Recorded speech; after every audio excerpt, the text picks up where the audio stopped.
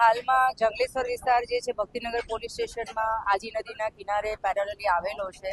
એમાં DP road અને identified જે રાજકોટ મ્યુનિસિપલ કોર્પોરેશન દ્વારા ડિમોલિશનની આખી પ્રોસેસ ચાલી રહી છે.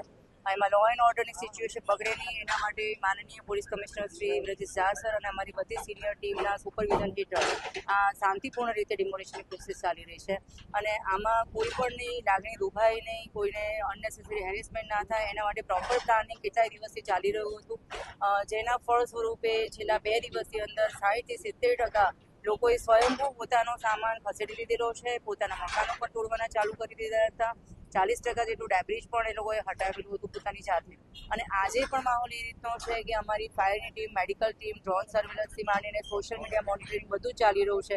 પરંતુ કોઈ જગ્યાએ કોઈ રેઝિસ્ટ કર્યું હોય, અનનેસેસરી ખલેલ પહોંચાડી હોય એવા કોઈ બનાવો બનેલા નથી.